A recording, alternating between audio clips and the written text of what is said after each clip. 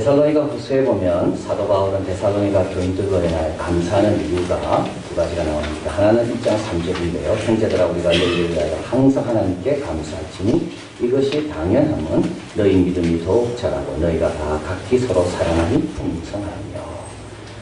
그래서 마땅히 감사할 것, 당연한 것, 항상 감사할 것. 그것은 믿음의 진보가 있기 때문입니다.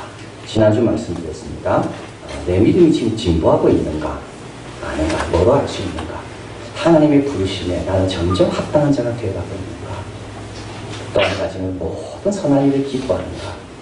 그리고 세 번째는 하나님의 능력을 더 체험하고 있는가? 이게 믿음의 진보입니다. 그래서 데살로니가 교인들을 바라볼 때 믿음의 진보가 있어서 사도 바울은 감사한다. 그리고 이제 오늘 본문에 두 번째 감사 이유가 나오는데요. 오늘 본문도 마찬가지입니다. 주의 사랑하시는 형제들아 우리가 항상 너희를 위하여 마땅히 하나님께 감사할 것을. 그래서 1장과 2장에 있어서 감사를 표현하는데 동일하게 나오죠. 항상이고 마땅이라는 말입니다. 이 항상이라는 말은 뭐냐면 생각하면 할수록 감사한 것. 생각하면 할수록 감사가 깊어지는 것. 자, 이런 거 그렇게 많지 않습니다. 생각하면 할수록 너무 다행이고 너무 감사해요. 그래서 영원히 감사할 것. 이게 항상입니다. 또 마땅이라는 것은 다른 것보다 우선적으로 감사. 다른 건 해결 안 돼도 돼요. 이게 해결됐기 때문에 제일 감사한 것. 이게 마땅이에요. 그래서 오늘 본문에 그것이 세 가지가 나와 있습니다. 뭐가 항상 전혀 아무리 생각을 깊게 해도 전혀 부담스럽지 않고 두렵지 않는 그 감사의 제목.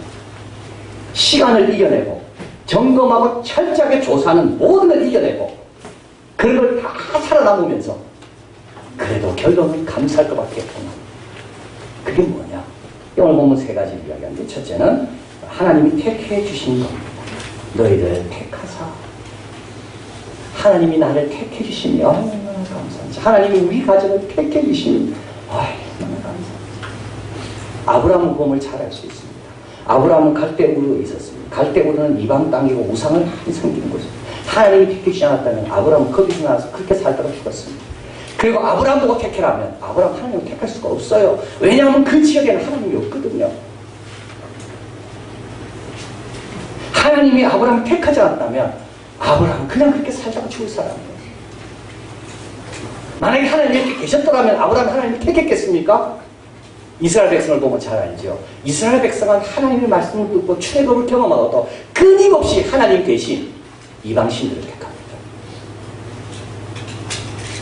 인간은요 그렇게 지혜롭지 못합니다. 인간은 당장 필요한 것만 택합니다. 인간은 자기 마음에 떠오르는 것이 맞다고 생각합니다. 인간은 항상 뭔가 왜곡되어 있어요. 여러분 하나님 택하라면 택할까요? 우리 하나님은 우리를 훈련시키는 하나님입니다. 우리 하나님은 인격적인 하나님이기 때문에 우리 마음대로 절대 움직일 수 없는 하나님입니다. 우리 하나님은 우리에게 믿음을 요구하시는 거예요. 우리 보고 택하는 우리 택하는 거예요. 예수님의 제자들 한번 보십시오.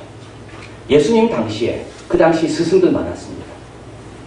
만약에 제자들 보고 택해라면 한 스승만 파악하는데 평생 걸릴 거예요. 와, 이 스승 안 되겠다. 근데 벌써 세월이 많이 지났어. 예수님 당시에 정치적 해방을 꿈꾸는 지도자들 많았습니다. 만약에 그들을 보고 택했다면 그들은 그 정치적인 사람 따라다니다가 결국은 이거 아닌데. 그래서 예수님께서 갈릴리에서 고기 잡고 있던 제자들에게 나타나신 거예요. 예수님이 택하신 거예요. 여러분 하나님의 택하심에 대해서 얼마나 우리가 감사해야 될지 이건 두고 생각할수록 감사해야 됩니다. 천국 가서까지도 천국 가면 더 감사하겠죠. 야, 그분이 나를 안 택했다면 내가 이 복된 자리에 와 있을까? 항상 마땅히 감사하게 나 같은 자를 하나님이 택해 주셨다. 두 번째는 하나님께서 택할 뿐만 아니라 그 택함이 열매 맞기 위해서 복음을 우리에게 전해주셨습니다. 14절 이를 위하여 우리 복음으로 너희를 부르사. 사도 바울이 데살로니가 복음을 전하기 들어갔습니다. 그들에게 복음을 전했습니다. 그래서 하나님의 택하심이 열매를 맺은 겁니다. 사도 바울이 들어가지 않았더라면 그들은 복음을 들을 수가 없었고 그들은 하나님의 택하심의 은혜를 받지 못했을 겁니다. 그런데 이 복음이라는 것이 그냥 들어갈 수 있는 게 아니죠. 6절입니다. 아주 어려운 말씀이 나옵니다. 앞에 있는데요. 한번 읽어볼까요?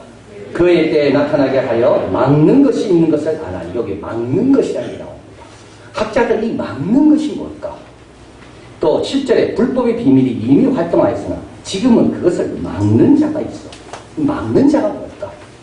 이게 선한 일일까? 이게 나쁜 일일까? 근데 학자들은 추측합니다. 데살로니가 교회 교인들은 분명히 알았을 거라고. 왜냐하면 사도 바울이 이미 설교할 때 막는 자에 대해서 말했기 때문에. 막는 자가 누굴까요? 학자들은 말합니다. 공통된 의견입니다. 로마 정부가 사도 바울이 데살로니가에 갈 수 있도록 길도 만들어 놓고 정치적으로 안정되게 하고 그래서 사도 바울이 데살로니가까지 가서 복음 전도할 때 아무런 혼돈과 어려움이 없었다는 것. 하나님께서 복음을 듣게 하기 위하여 때로는 믿지 않는 사람도 사용하십니다. 대한민국이 편안하니까 이렇게 예배드리는 거 아니겠어요? 우리가 만약에 북한 땅에 있다면 누가 우리에게 복음을 전해주고 우리가 어떻게 예배를 드리겠습니까? 북한 땅은 초창기만 해도 예루살렘이었습니다. 동방의 예루살렘. 큰 교회들이 세워지고 성도들이 대부흥들이 일어나고 근데 공산화되면서 완전히 김일성, 김정은 자기가 하나님입니다. 여러분 복음을 들을 수 있는 것이 얼마나 감사한 일인지 내가 이 자유의 땅에 태어났다는 것이 얼마나 감사한 일인지 그리고 누군가 나를 위해 복음을 전해줬다는 것이 얼마나 감사한 일인지 두고 감사할 거예요. 마지막으로 또 오늘 본문에 보면 성령의 역사가 있다고 말합니다. 13절 같이 읽어봅니다. 성령의 거룩해 하심과 진리를 믿음으로 구원을 받게 하시니 자 택하셨습니다. 복음이 들어갑니다. 복음이 들어갈 때 사람이 그 복음을 진리로 받아들입니다. 이거는 우리 힘으로 되지 않습니다. 인간은요 어둠을 더 좋아하거든요. 빛보다 어둠을 더 좋아합니다. 인간은 불의를 좋아합니다. 그런데 어떻게 내가 예수님을 주로 고백하게 됐을까요? 그런데 어떻게 내가 예수를 저주할 자를 하지 않고 주라고 고백하게 됐을까요? 성령의 거룩해 하십니다. 성령께서 도와주신 겁니다. 오늘 우리가 예배드리고 예배 가운데 기쁨이 있고 은혜가 있는 것은 그 내 힘이 아니라 성령께서 내 안에 계시기 때문에 그런 거예요. 이번 주 오셔서 강의해 주실 우리 이미국 교수님 적은 기다림과 서두름의 역사 한국 장로교 130년에 보면 성령의 역사가 어떤 것인지 확실히 알 수 있습니다. 노충경이라는 분이 있습니다. 알렌이라는 최초의 한국 의료 선교사가 있습니다. 미국에서 오신 분인데요. 이분은 이제 한국에 선교사로 왔지만 사실은 선교 활동이 다 금지되었기 때문에 이제 의료로 인하여 이제 한국 백성들을 조선 사람들 섬기게 됩니다. 갑신정변이 일어나고 민영이 크게 다치게 됩니다. 이때 이 알렌이 민영을 정성껏 방세 치료합니다. 그래서 깨끗하게 살아나요. 이걸 보고 고종이 알렌을 믿습니다. 그래서 이제 알렌 선교사가 와서 이제 의료 활동을 하고 그리고 고종에 의해서 제중원이라는 최초의 서양식 교회가 병원이 세워지게 됩니다. 이 알렌에 의해서 고종이 허락해 준 거죠. 근데 알렌은 이쪽에 와서 예배를 드리게 됩니다. 근데 이제 그 예배는 외국인들만 드리도록 허락받았습니다. 동양인은 절대 한국 조선 사람 참석할 수가 없어요. 그래서 외국인 언더우드하고 알렌하고 그 가족들이 모여서 서울에서 이제 예배를 드리게 돼요. 근데 이 알렌의 한국어 선생이 이 노충경이라는 사람입니다. 알렌에게 한국어를 가르치기 위해 알렌 방에 자주 갔겠죠. 그때마다 이분이 알렌 서지에 꽂혀있는 기독교 서적에 관심을 갖게 됩니다. 그래서 알렌 몰래 기독교 서적을 읽게 되고요.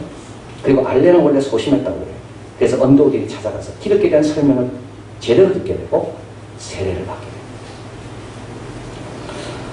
또 다른 의료 선교사 헤론의 집에서 세례를 받게 되는데 언더우드는 너무 위험한 일이기 때문에 사람들을 다 내보내고 문을 잠그고 커튼을 치고 그리고 이 노충경 이분에게 세례를 베풉니다. 이때가 언제냐면 1886년 7월 18일 그리고 이 노충경 씨는 외국인 사이에 들어와서 끼어서 거기서 예배를 드리게 됩니다. 어떻게 어떻게 이렇게 됐을까요? 인간의 힘은 절대 아닙니다. 약 8개월 뒤입니다. 1887년 1월 소래에서 온 3명이 언더우드에게 세례를 받습니다. 그리고 9월, 그해 9월 세례교인 14명, 이 가운데 이들 포함한 세례교인 14명이 장로 둘을 뽑게 됩니다. 최초의 첫 장로교 조직교회가 태어납니다. 이게 생각교회입니다. 근데 이 14명, 장로를 뽑기 위해서 온 세례받은 14명, 이들은 서상민이라는 한 상인에 의해서 그 중에 13명은 전도를 받고 예수님을 믿은 사람입니다. 자, 이게 성령이 하시는 일이에요. 한 사람을 구원 얻기 위해서 아버지는 우리를 택하시고 아들은 그의 사도들을 보내시고 성령은 그 가운데 역사하는 겁니다. 두고 감사할 일이 바로 이거. 어떻게 성령을 보내서 내 마음을 감동시키사 내가 믿음이 있게 되었는지, 어떻게 내가 예수님의 보혈을 믿게 되었는지 두고 감사해요. 내 힘으로 되는 게 아닙니다. 근데 성령의 역사는 이것만이 아닙니다. 에베소 1장 13, 14절 앞에 있는데 같이 한번 읽어봅니다. 그 안에서 너희도 진리의 말씀 곧 구원의 복음을 듣고 그 안에서 또한 믿어 약속의 성령으로 인침을 받았으니 이는 우리 기업의 보증이 되사. 자, 뭐 성령께서 거룩한 마음을 주십니다. 그래서 받아들이게 됩니다. 그러고 난 다음에 우리는 뭐가 되는가 하면, 야, 이 내 믿음과 내가 지금 느끼는 이 감정이 이게 내 주관적인 게 아닌가, 또 사라지는 게 아닌가, 이건 나만 있는 게 아닌가, 이렇게 생각하게 됩니다. 이때 성령께서 하시는 게 있습니다. 인치십니다. 보증이 되십니다. 이건 무슨 말입니까? 이거는 내가 주는 마음이다. 이게 인치는 겁니다. 주관적인 것뿐만 아니라 객관적으로도 모두가 경험한 거라. 보증이 되시는 거. 걱정하지 마라. 이거는 계약금으로 주는 거라. 앞으로 너는 여기서 비롯해서 이제 잔금까지 내가 다 치를 것이다. 근데 놀라운 건요, 이때 경험하는 게요, 성경에 나와 있는 약속한 것과 같은 겁니다. 먼저 하시니까 첫째 평안합니다. 둘째 자유로워져. 셋째 의로워져. 감비아에 있는 성도를 만납니다. 웨일즈에 있는 성도를 만납니다. 한국에 있는 성도를 만납니다. 오래된 성도를 만나든 최근에 믿는 성도를 만나든 성령의 인치심과 성령의 보장으로 인하여 동일한 것을 나눌 수가 있어. 왜냐? 같은 힘을 받았거든.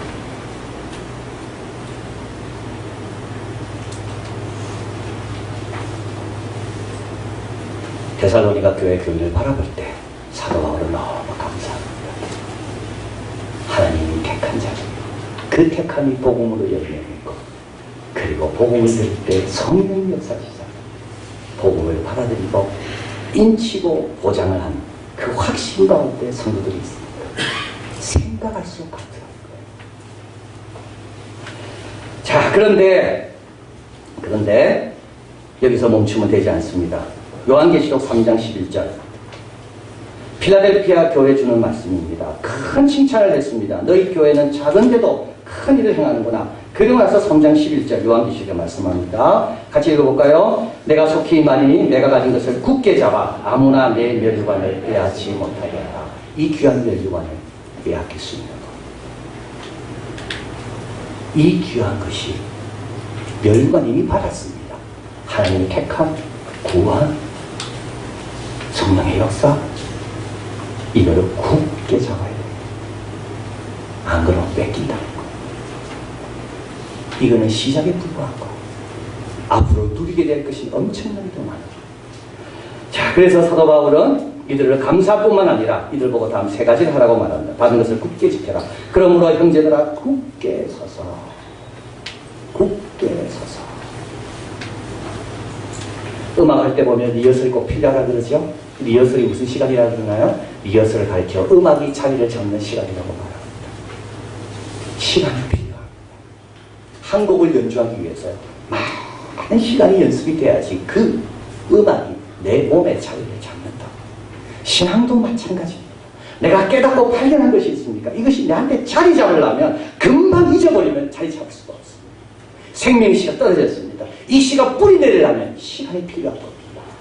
철을 녹였습니다. 녹이 익은 것만 갖고 되지 않아요. 주물에 넣은 다음에는 굳어질 때까지 시간이 필요한 거예요. 굳어질 때까지 가만히 있어야 되는 거예요. 왜 현대인들에게는 믿음이 자라지 못할까요? 너무 바쁩니다. 이거 끝나면 그 다음에 또 해요. 그 다음에 또 해요. 은혜를 받음에도 불구하고 이거를 소화시킬 여유가 없어요. 여러분, 굳게 하지 않으면 귀한 거 받아도 뿌리 내리지 못합니다. 굳게 해야 돼요. 이걸 묵상해보고 이거에 대해서 간증을 쓰고 이걸 놓고 기도해보고 굳게 하는 거. 또 계속 말씀을 드려야 됩니다. 말로나 우리 편지거나 가르침을 받은 유전을 지켜라. 여기 유전이라는 말은 티칭 또는 트레디션이라고 이야기합니다. 이거는 반드시 전수돼야 될 아주 가치 있는 교훈을 이야기합니다. 근데 유전은 두 가지로 나눠집니다. 하나는 사도적인, 사도에 갖추는 유전이 있고요. 사도적 유전. 또 한 가지는 교회적 유전이 있습니다. 사도적 유전은 뭘까요? 그게 신약 성경이 나중에 됩니다. 지금 사도 바울은 편지를 쓰고 있잖아요. 이거 성경이 될 줄 몰랐습니다.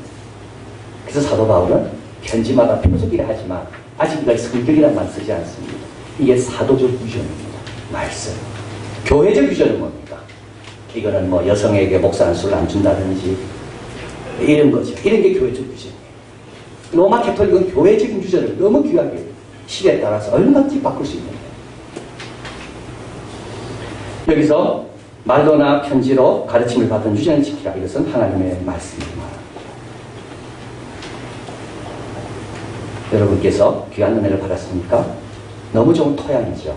여기에 계속 말씀을 받아요. 아직도 드려야 될 말씀이 너무 많이 있어요. 아직도 누려야 될 것이 너무 많이 있어요. 사도 바울은 에베소 성도들에게 동일하게 말합니다. 너희의 믿음과 사랑을 보고 내가 너무 기쁘고 감사하다.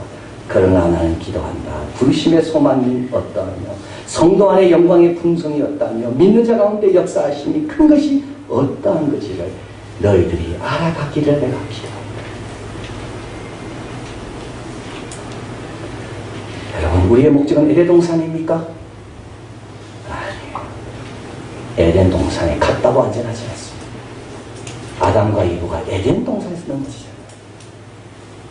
말씀이 없으면 어디든지 안전하지 않습니다. 말씀을 자꾸 듣지 않으면 옛날 들은 말씀 갖고는 절대 이겨낼 수가 없습니다. 있는 거 위에 또 받아야 되는 거예요. 솔로몬은 잠언서에서 말합니다. 지혜 있는 자는 이 말씀을 듣고 더 지혜로워질 것입니다. 지혜가 있습니다. 그러나 들을 때 있는 지혜까지도 더 지혜로워져요. 계속 들어요. 그래서 하나님께서 우리를 부르시고 택하시고 구원 얻게 하시고 성령의 역사로 인쳐주시고 보존하셨지만 우리는 이걸 굳게 하고 그리고 또 계속 말씀 앞으로 나오고 마지막으로 첫 열매로 사명을 감당하는 13절. 처음부터 너희를 택하사. 이 처음이라는 말은 너희가 첫 열매라는 말입니다. 그 말은요, 하나님 뭘 기대하고 계신다고요? 두 번째, 세 번째 열매를 기대하신다는 거예요. 아브라함을 택했습니다. 하나님은 아브라함만 바라본 게 아니에요. 이삭과 야곱까지 기대하시는 거예요. 그래서 우리는 첫 열매로서 하나님의 열매가 나로 끝난 게 아니라 그 다음으로 이어질 수 있도록 아브라함 같은 사명의 삶을 살아야 됩니다. 좋은 길을 가야 돼요. 첫 열매 주어진 사명을 감당해야지 그 다음 두 번째, 세 번째 열매가 나타나는 겁니다. 이번에 우리 청년들이 영국 갔다 와서 그들이 쓴 간증을 보고 제가 깜짝 놀랐습니다. 제가 생각하지 못했 나는 이것까지는 얘들이 발견할까 그랬는데 그것을 발견했더라고요. 대부흥이 일어났던 웨일즈에 있는 모리아 교회 그 교회 갔다 오고 또 다른 교회를 보면서 왜 이 교회는 교회가 과거의 교회일까? 현재와 미래의 교회가 아니라 왜 과거의 교회일까? 다 어디 갔는가? 건물에 있는데 교인들은 다 어디 갔는가? 다 왜 어디 갔겠어요? 첫 열매로 만족했기 때문에 그러는 거예요. 첫 열매가 그 다음 열매를 위한 사명을 져야 감당해야 되는데 다 자기 편한 대로 자기 쉬운 대로 그러니까 두 번째 열매가 없는 거예요. 하나님은 지금 누구를 찾고 계십니까? 아브라함 같은 사람을 찾고 있습니다. 믿음의 조상이 되기 위하여 장막에 거하면서 하나님만 바라보고 하나님의 음성에 늘 깨어있는 사람을 찾습니다. 그래야 두 번째, 세 번째 열매가 나오는 거예요. 여러분, 너무 일찍 멈춰버리지 마십시오. 너무 일찍 판단 내리지 마세요. 너무 일찍 다 안다고 생각하지 마세요. 너무 일찍 신망도 하지 마세요. 하나님을 경험한 것은 큰 바다예요. 한 컵 정도 마신 것밖에 안 될 겁니다. 엄청난 바다의 양에 비하면 내가 경험한 하나님은 정말 한 숟갈밖에 안 될 거예요. 얼마나 이게 우리에게 희망차입니까? 아직도 경험할 하나님이 많이 있고, 우리 하나님은 알아갈수록 감사하고 진리임이 드러날 수 있는, 우리 하나님은 아무런 숨길 것도 없고 감출 것도 없는 그런 하나님이 내 하나님이라니까. 얼마나 감사한 일이죠. 근데도 우리는 멈춰버려요. 그래서 첫 열매로 끝나는 겁니다. 작년 성경학교가 내일부터 있습니다. 그리고 이어지는 교회학교 여름 행사가 있습니다. 여러분, 굳게 하는 기회로 삼기를 바랍니다. 여러분, 저 지금 형편이 좋습니까? 은혜가 있습니까? 그러면 그냥 내버려 두시면 안 됩니다. 자꾸 굳게 해야 됩니다. 말씀을 또 듣고 또 듣고, 여기 와서 또 듣고 또 듣고, 그리고 자꾸 더해가야 돼요. 베드로는 이야기합니다. 부르심과 택하심을 굳게 하라. 그러나서 믿음의 지식을 더하고, 지식의 절제를 더하고, 절제의 인내를 더하고, 거기 형제 우애를 더하고, 계속 더해라. 그리고 먼지된 자로서의 사명을 감당하는 겁니다. 먼지된 자로서의 사명을 감당하는 겁니다.